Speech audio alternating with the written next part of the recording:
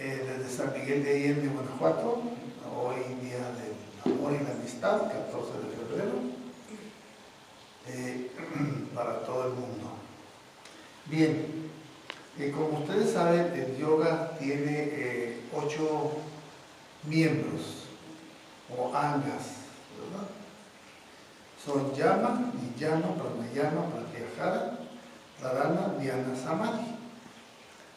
Son como miembros. Creo que es el término más adecuado, más que decir pasos, ¿no? Miembros. Así lo definen los yogis. Entonces, el primer miembro, el primer anga se le llama Yama. ¿Verdad? Bueno,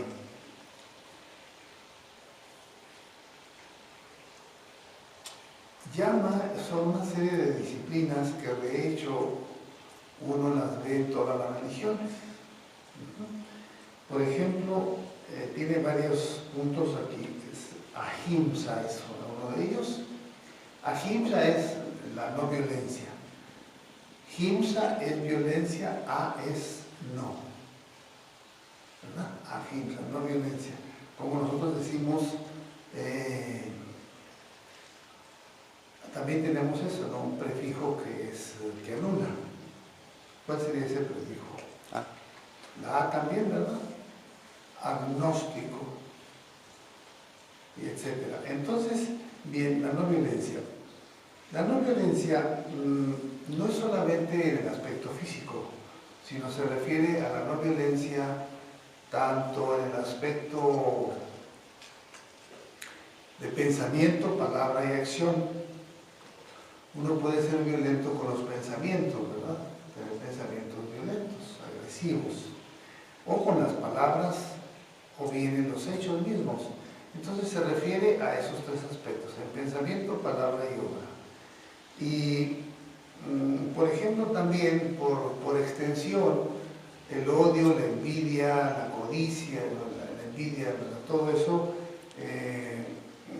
la ira, son también como formas de violencia, en cierta manera. ¿Verdad? Porque a veces pensamos en violencia como algo que es físico nada más. Ahora bien, el siguiente,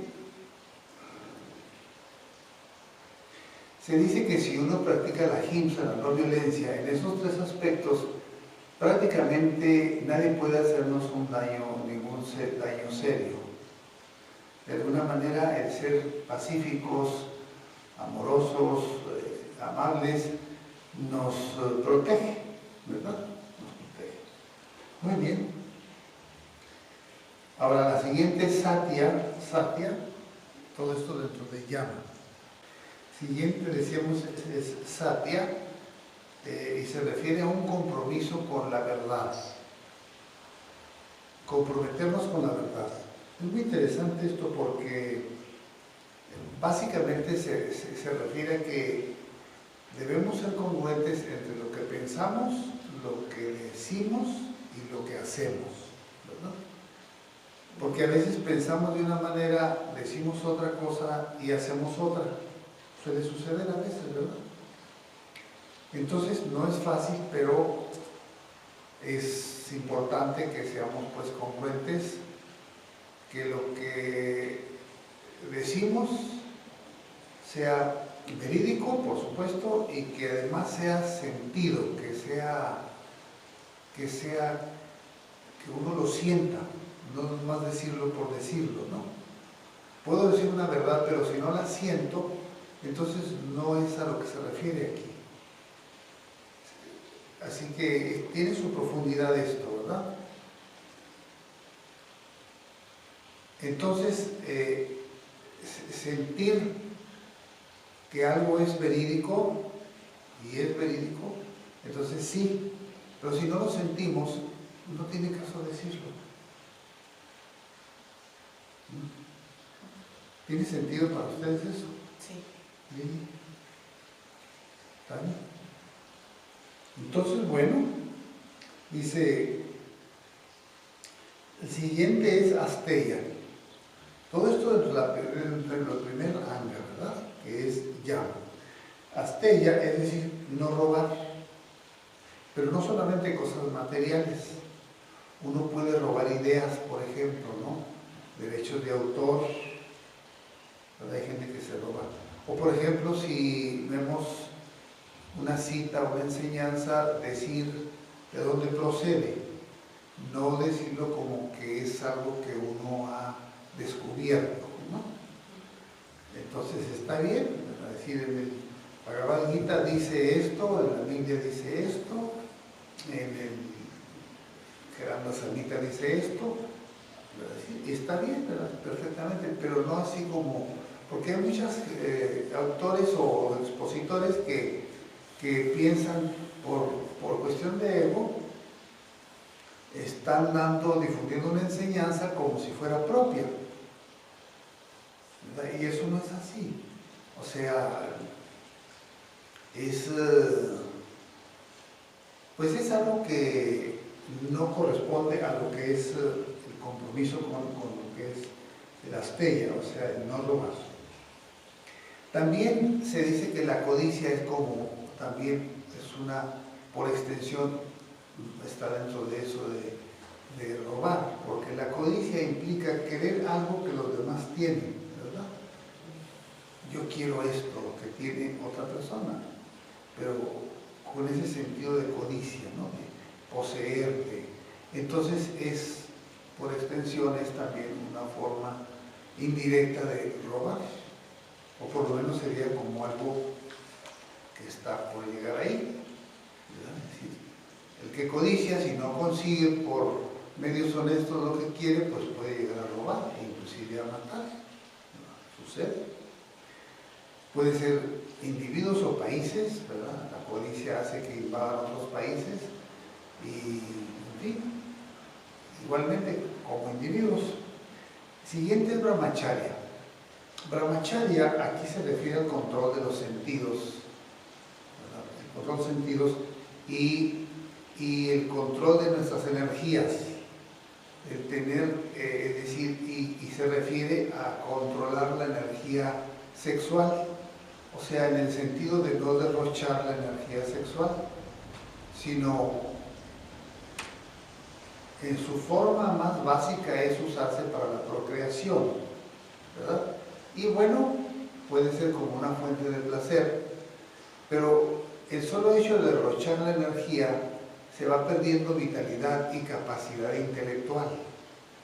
Es decir, en todo caso, llevar la brahmacharya al 100% es muy difícil para la gran mayoría de las personas, pero por lo menos ser moderados, ¿verdad?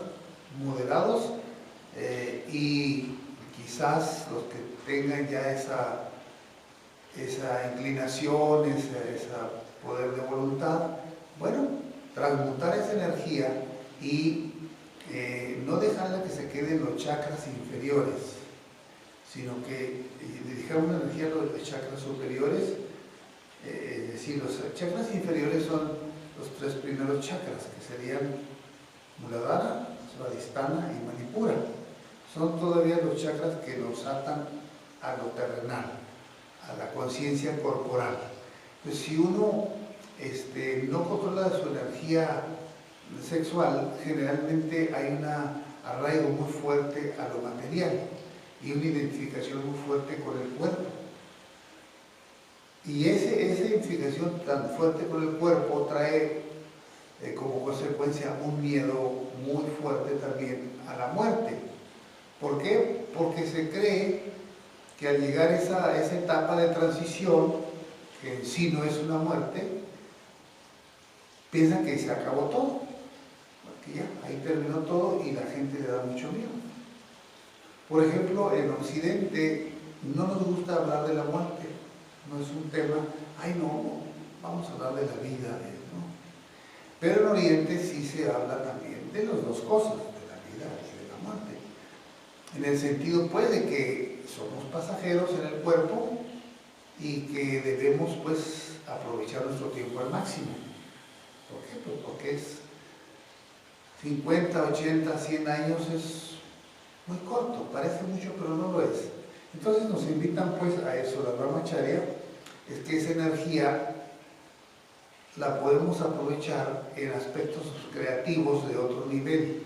Por ejemplo, en el aspecto literario, en el arte, en la ciencia, en la mística, en el desarrollo espiritual, en el desarrollo de la conciencia, todo eso, y dirigida pues desde el punto de vista de los chakras, dirigida hacia los chakras superiores. Por ejemplo, Anahata, que simboliza el amor universal, y luego ya tenemos Svadhisthana y finalmente Agna. Sahasrara, ese es un chakra que no se tiene que trabajar, se abre automáticamente llegado el desarrollo de los otros chakras.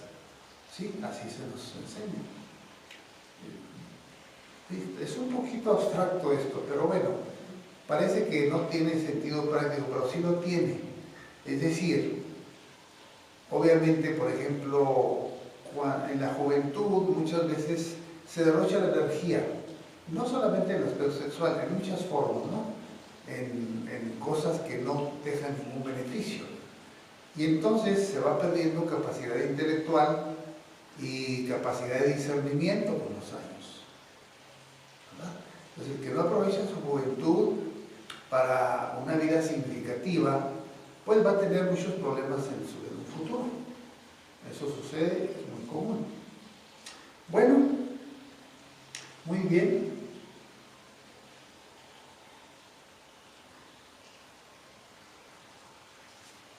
Ahora bien, aparigraha, que es otro aspecto del yama. Aparigraha se refiere a no aceptar regalos, ¿verdad? Porque cuando uno acepta regalos hay como una especie de compromiso, ¿verdad? De alguna manera uno se siente como obligado, de alguna manera, cuando alguien nos da regalos. Entonces, bueno, eso es para los que están pues llevando con rigor lo que es el yoga. Desde ese punto de vista uno puede no recibir regalos, pero uno puede dar todo lo que uno quiera dar, ¿verdad? Esa es una disciplina que, bueno, ahí está para el que quiera practicarla. Simplemente se nos está mostrando que hay estas disciplinas que nos pueden llevar a una vida mejor. Y ahorita vamos a ver un poquito de eso. Aparigraha no es austeridad. No es la austeridad ahí. Aparigraha dice no aceptar regalos. Sí. Austeridad. Pues hay muchas cosas que se dice de estas de llama, seguramente que no están aquí, no he mencionado todas, tal vez la austeridad. La austeridad pudiera quedar en todo caso en la brahmacharya, pero en fin, en cualquiera de los lugares que sea, la austeridad es algo que podemos practicar, ¿verdad? Sin importar que esté en cualquiera de estos términos que se nos dicen. La austeridad es muy recomendable, ¿no? Ser austeros, no consumir más de lo necesario, no hablar más de lo necesario, no pensar más de lo necesario, ¿verdad? Esa sería una forma de explicar la austeridad. ¿Está bien? ¿Sí? ¿Tiene sentido eso? O sea, no es tan importante que si está aquí, digamos, este concepto, si está aquí o acá en una clasificación. Es el concepto en sí el que tiene valor, ¿sí? Para que no nos vayamos demasiado por lo que muchas veces la semántica o un cierto orden. Es decir, a veces, como dicen, el orden de los factores no altera el producto. Muy bien. Entonces, vienen otras disciplinas que mencionan ya extras, ¿verdad? Por ejemplo, lo que es la Saucha, que le llaman claridad mental, Santosha, que sería contentamiento, Tapas, volver, dirigir la mente hacia adentro, y luego Svadhyaya, 5 a 10 minutos de estudio de las enseñanzas todos los días, las escrituras, cualquiera de las escrituras o enseñanzas espirituales, tomar un párrafo y reflexionarlo y meditarlo cada día. Y luego viene otros para Priya de Nanami, es rendirse a Dios o ofrecer todo a Dios. Bueno, está muy bien, sobre todo si se tiene un carácter devocional. Bien, entonces estas disciplinas hacen que la persona que las practica se vuelve un triunfador en la vida. Es una persona que llega a realizarse más fácilmente en sus objetivos. Obviamente una persona que es verídica, que sigue toda esta, que cuida muy bien sus energías y las dirige, etcétera, que cuida muy bien su mente, obviamente pues no le va a ir, va a ser un triunfador, como dice en el libro del maestro de verdad, nacimos para triunfar. Bien, ahora, algo ya para concluir esta pequeña charla.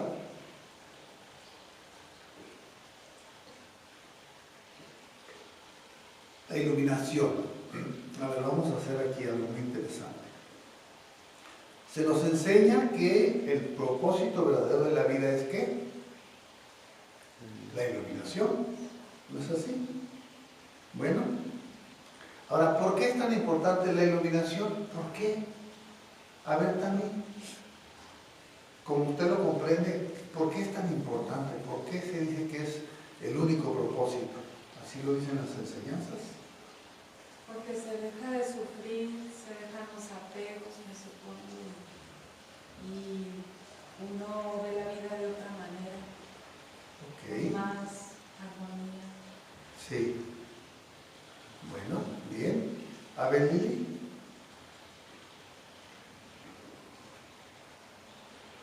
¿Por qué es tan importante la iluminación? Además son muy pocos los que la logran, son raros. Ay, no, ¿para qué batallar tanto para algo que es tan difícil, no? A ver, ¿por qué? Porque es el propósito. Sí, pero, a ver, así nomás, no es una motivación suficiente, ¿no? O sea, pues sí es un pero no me motiva, no veo el por qué así, para mí, por qué sí, eso está muy bien, porque hay que entender por qué, ¿verdad? Es que no es como que sea una motivación, sino entiendo que eso se va dando, es como un despertar a cada instante, o sea, no es como la iluminación completa, sino, bueno, sí ese es el objetivo, pero entiendo que a mi nivel, pues, yo no alcanzo todavía como a concebir ese punto, pues, yo sé que según las enseñanzas ese es el propósito de la vida, pero hasta que no lo haya realizado no tiene ningún sentido. Pues sigo en este camino, o sea, la meditación me ha ayudado a cada vez como estar un poco más tranquila, he ido superando ciertos miedos, pero entiendo también pues que pues aún estoy como uno de estos avatares, ¿sabes? O sea, yo estoy como en ese proceso y acepto el proceso en el que estoy. Y entiendo, entonces confío, si hay maestros que ya lo realizaron, pues está bien, pero no es como para mí como una emergencia, una urgencia, porque pues todavía no lo realizo, ¿sabes? Ok. Podríamos también preguntar por qué y para qué, ¿verdad? El para qué. Bien. Bueno, aquí hay esta pregunta se la han hecho a los maestros en diferentes tiempos, ¿verdad? Pero por ejemplo, vamos a decir, uno de ellos es de las respuestas que dan, ¿verdad? Dice, ¿qué hay de mayor, qué hay de mejor que llegar a ser libres y por tanto verdaderamente felices? O sea, responden con otra pregunta. ¿Hay algo mejor que llegar a ser libres y por lo tanto felices? Bueno, esa es una respuesta, ¿verdad? no la inventé yo, no es mía. Es cosa de reflexionarlo, ¿verdad? No estamos aquí para, no es un análisis, no es un examen, no simplemente analizar. ¿Ok? Entonces responde con otra pregunta: ¿qué hay de mejor que llegar a ser libres y por tanto verdaderamente felices? ¿Verdad? ¿Hay otra cosa mejor? Pues, ¿por qué no, verdad? Obviamente. Otra respuesta que dan los maestros: todos alcanzarán la iluminación, todos. No es que unos sí y unos no. Dice, es que ya sea que lo logren en esta vida o en las siguientes vidas, de alguna manera es como que algo que no depende de nuestra voluntad en sí. Es como un imperativo divino, cósmico, de la evolución, como en el Carmen nos llaman, ¿no? Ahora, cada quien a su propio paso, ¿verdad? En su propio nivel de conciencia va avanzando ¿verdad? Y un día le va a llegar la iluminación. Bueno. Maestro, Sí. por ejemplo, sería como liberarnos de la mente. ¿Por qué no? Sería una muy buena respuesta. Podríamos elaborar sobre esa respuesta, ¿verdad? Porque pero hay sí, personas que se les nota que ya tuvieron un despertar, como usted, y como otros seres que ya viven de otra manera, y que yo creo que pueden controlar su mente más que ser controlados. es correcto. Sí, muy bien. Ese sería un punto muy, muy válido. Realmente sí, uno tiene que trascender la mente. Es correcto, ¿verdad? Trascenderla no quiere decir que no sigamos usándola, pero ya es con plena conciencia y con una dirección correcta de nuestra mente, ¿no? Eso sería trascenderla, no depender de la mente ni que la mente nos controle. Está muy bien. De hecho, los maestros muy avanzados piensan muy poco, muy poco. Casi la mayor parte de su tiempo están en un estado de bliss, de éxtasis, de una dicha sublime.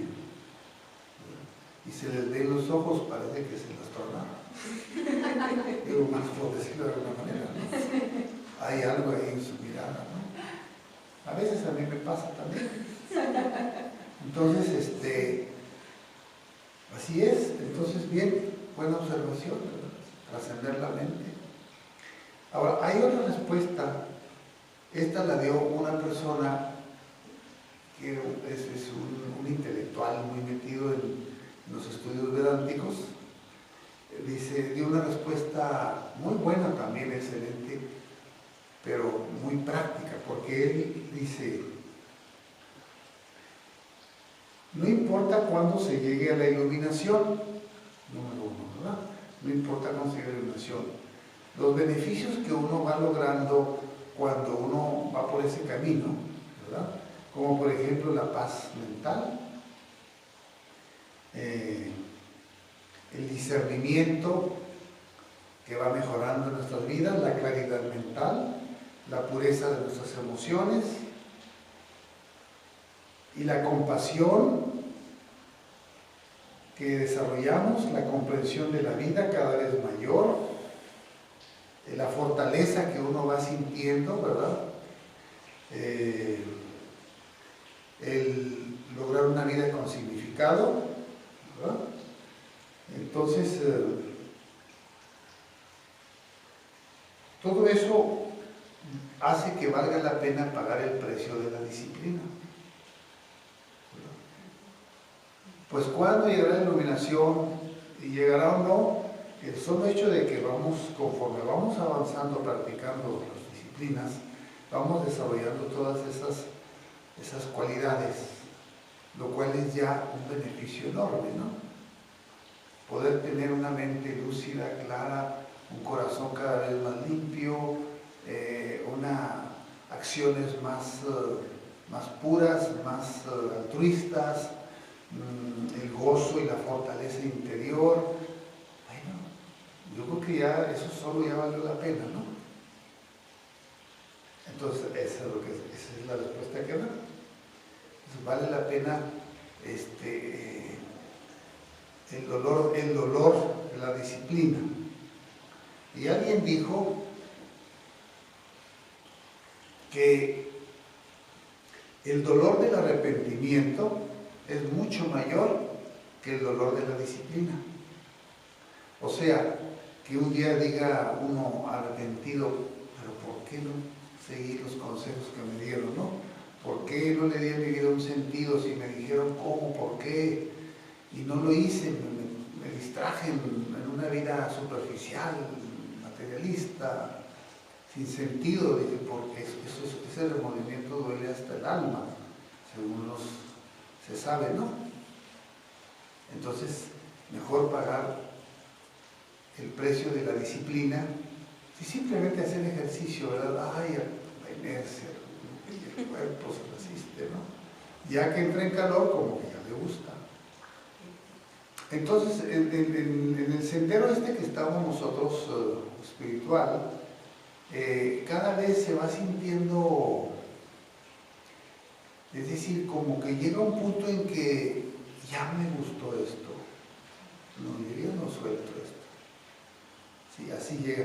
Si uno persevera lo suficiente, llega a ese punto y dice, no, pues de tonto dejo esto, si esto es lo que le da un sentido en mi vida, me siento muy bien, etcétera, etcétera, ¿no? Está muy bien eso. Entonces, así es la disciplina en todos los aspectos, ¿no? Es decir, simplemente analicen cuando uno despierta en la mañana. El cuerpo está muy cómodo, está feliz, ay, qué gusto se siente, ¿no es cierto? ¿No les pasa así? Así como que levantarse de la cama a veces cuesta trabajo, ¿no? Pero ya una vez que vencemos esa inercia del cuerpo, y empieza o se levanta uno, hace un poquito de una caminata, ejercicio, cambia totalmente, ay, qué bien me siento. Entonces ya el cuerpo pero hay que vencer esa inercia, esa resistencia. Igualmente con la mente se resiste a analizar estas cosas. No, la televisión es más fácil, y ahí ya no tenemos que pensar, ya nos dicen qué debemos pensar. Toda esa basura que nos meten de comunicación, ¿verdad? Entonces, bien, el valor de la disciplina, de las disciplinas espirituales, la sadhana, es absolutamente indispensable. Ahora, fíjense una cosa, hay que analizar, uno debe ser muy observador y analizar. Analicemos. Por ejemplo, la tierra es como, si juntamos 1000 tierras, no, 1.000.000 de tierras, en volumen, 1.000.000, hacemos el volumen del Sol. Júpiter, que es el gigante del sistema solar, 1000 Júpiters hacen un Sol. Imagínense qué tan grande es Júpiter, ¿no? Entonces la Tierra, 1.000.000. 1000 tierras hacen un Júpiter, 1.000.000 de tierras hacen el volumen del Sol. Ahora la Luna, no, pues es una cosita chiquita. ¿Por qué tiene tanta influencia en nosotros? ¿Por qué? ¿Por qué? A ver. ¿Por qué? Tan chiquita, comparada con el Sol, es una cosita. Si la Tierra es 1.000.000 de veces más pequeña, imagínense la Luna. Pero ¿por qué tiene tanta influencia? Es comprobado en la vida de la Tierra, no solamente en los seres humanos, en las plantas, en las mareas, en los ciclos de los peces, en tantas cosas, ¿verdad? En las estaciones. ¿Por qué? Por su ¿Por la cercanía. energía femenina? Por energía femenina. No, hay algo mucho más importante. Por su cercanía. Por su cercanía. Está muy cerquita de nosotros. ¿Sí? Entonces, aunque, por ejemplo, el maestro de Banán es un sol, pues yo vino siendo como una luna en sus vidas. ¿Me explico? Tal vez no porque tenga yo la conciencia ya tan elevada del maestro Banal, pero como estoy muy cerca de ustedes, pues todos los días, seguidos nos vemos, pues mi influencia tal vez llegue a ser más grande que el maestro de Banal, aunque viene siendo lo mismo, porque yo simplemente estoy tomando de sus enseñanzas, tratando de transmitirlas a la manera como las puedo yo transmitir, ¿verdad? Pero por otra parte no hay ningún mérito, ¿me entienden? No hay ningún mérito. No importa lo que uno haga, no es un mérito, es un privilegio poder estar vivos, poder respirar, poder servir, poder amar, es un privilegio, es la dicha más grande tener esa capacidad, ¿me entienden? No existe comparación en el plano absoluto. Acuérdense que ahí la polaridad desaparece. ¿Me explico? ¿Sí? No tiene sentido comparar en ese nivel, es absurdo todo eso, ¿no? Por eso decíamos el otro día que el talento de alguien, de un gran cocinero, un gran chef o una gran chef, tiene tanto talento como el de un cirujano muy exitoso. Es el mismo valor en el plano absoluto. Claro, aquí en el plano pragmático, de la mente egoica, pues se le paga más al cirujano que a un chef. Entonces acuérdense de eso, ¿no?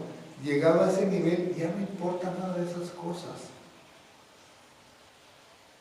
Porque la mente dual, egoica, siempre está comparando. Es su naturaleza, es su forma de ser. Nada más hay que, pues, enseñarla, ¿verdad? Enseñar a nuestra mente a no creerle, no le crean a la mente, no le crean. Cuidado con la mente. La loca de la casa dijo Sor Juana Inés de la Cruz. Creo que fue ella, ¿no? Entonces, ¿cómo ven?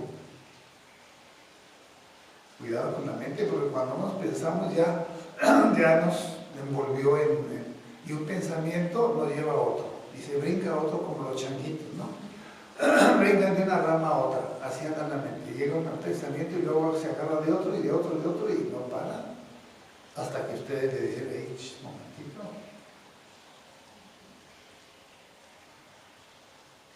Muy bien, pues entonces, a ver, alguna duda, alguna observación, por favor, háganlo.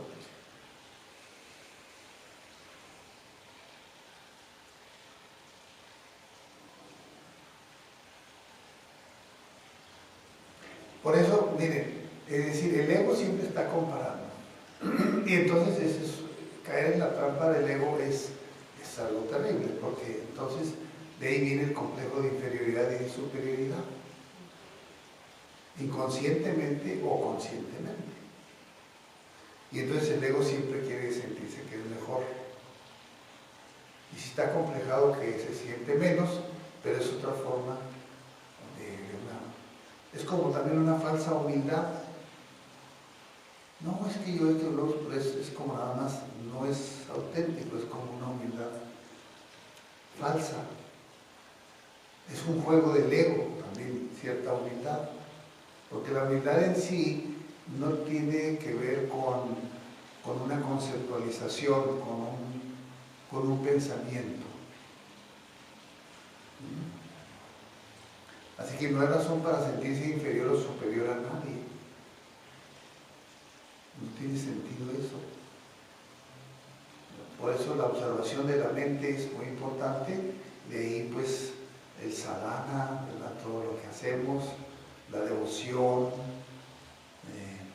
Ahora miren, vamos a suponer, cuando uno tiene el recurso de que creemos en Dios, creer en Dios, aunque no sea todavía una experiencia, pero hay ese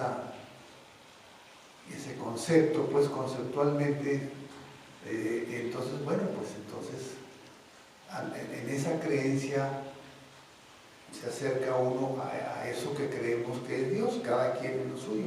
Pero hay mucha gente que no cree en Dios, no importa.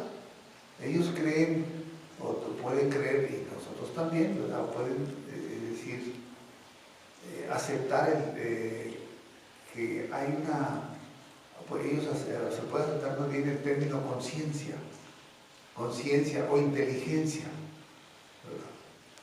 Un científico puede ser que no acepte el concepto de Dios, pero acepta el concepto de una inteligencia, de un orden, de una conciencia.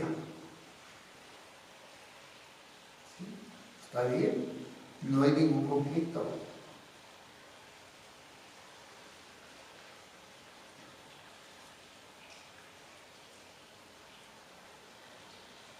Bueno, les voy a contar otro chistecito, porque están muy serios, ¿verdad?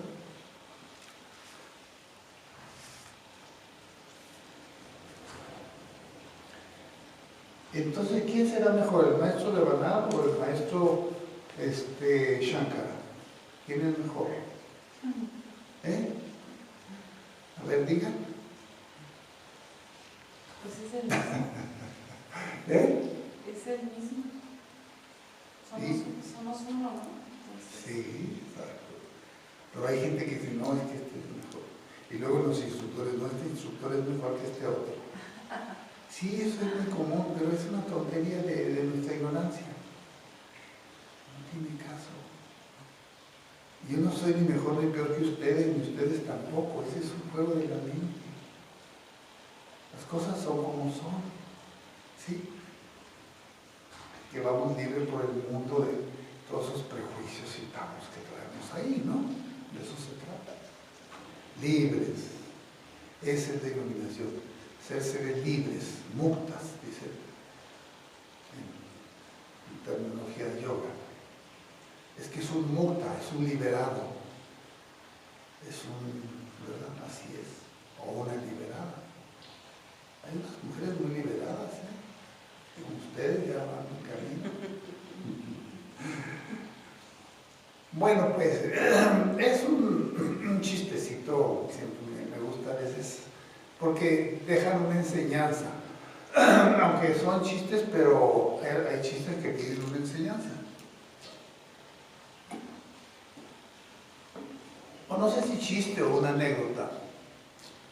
Pues resulta que este hombre pues salió de trabajar, tenía su trabajo diario, como a las 7 de la tarde, ya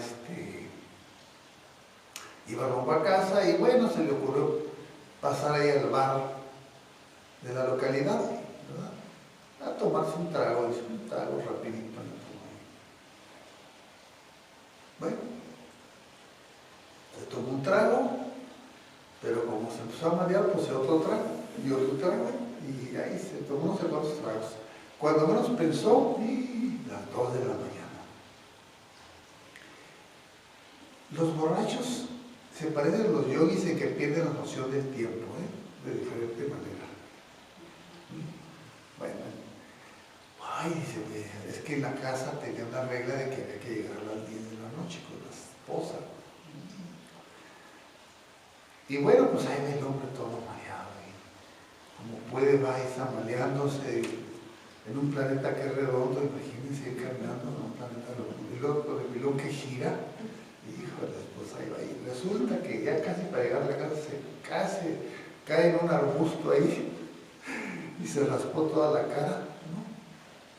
Entonces, pues ahí llegó muy silencioso a la casa y afortunadamente su esposa tenía buen sueño, no despertaba fácilmente, y luego llega y con cuidado ahí se acuesta. En la mañana la esposa, una cubeta de agua fría y se la zampa ahí en la cama. ¡Ay! Dice, ¿qué pasa? ¿Qué pasa? Dice, ya volviste a tomar otra vez. Habías prometido no tomar. Ella le regaña. Dice, ay, pero es que es domingo. ¿Y qué? Dice, tú prometiste. No.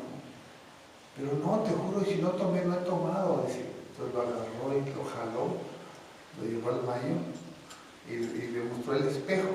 Estaba lleno de pasta de dientes y de un parche que, pues el borrachín, pensando que vio su cara ahí, entonces se puso a hacer las cosas ahí, ¿no? Entonces ya no pudo ocultar su mentira. Como lo que es, bueno, el ejemplo aquí es de lo que es la inconsciencia, ¿no? En la que cae el ser humano, ¿no? Aquí, claro, con el alcohol, pues el alcohol simplemente baja de nivel de conciencia. ¿Verdad? Bueno, pues entonces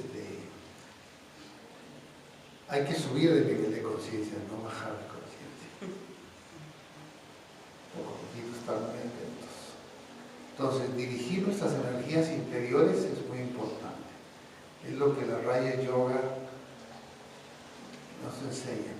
O sea, hay una tecnología muy sofisticada, métodos ya muy avanzados a través del sistema yoga para uno saber dirigir nuestra vida, nuestras energías, nuestras emociones, nuestro pensamiento, para conocer también cómo funciona nuestra mente, cómo funciona nuestro cuerpo. Existe esa tecnología, así como hay tecnología muy avanzada para muchas cosas, ¿no? Para elevar los cohetes, para detectar ya todo digitalmente, a distancia, hay una serie de cosas tremendas, ¿no? Memorias artificiales, todo eso. Hay una tecnología muy, muy completa que es el sistema yoga. Entonces, creo que es más importante conocer esto, el cuerpo y todo lo que tenemos adentro. ¿No creen que es muy importante? Pero si ni siquiera conocemos un celular de todas sus funciones, bueno, yo primero, menos esto, que es lo más importante. Entonces andamos siempre por afuera, en lo de afuera, y casi no le dedicamos tiempo a lo de adentro. Y ese es el gran error. Hay que dedicarle más tiempo a nuestro interior. Ahí está, como decía Jesús, el reino de los cielos, ¿no? O la conciencia cósmica, la liberación. Bueno, son temas para reflexionar, ¿verdad? Hay 3 etapas importantes en esto. Uno es el estudio, ¿verdad? Hay que estudiar. Luego viene la reflexión. Reflexionamos lo que estudiamos. ¿Y cuál es la tercera? La meditación. No quedarnos con el puro estudio, ¿sí? Ni con la pura reflexión intelectual. Cuando realmente esta enseñanza transforma nuestras vidas es a través de la meditación. ¿Está claro eso? Bueno, pues muchísimas gracias por su paciencia, porque aguantaron, porque estos temas, ¿verdad? Gracias. Gracias. Vamos a hacer una aplicación.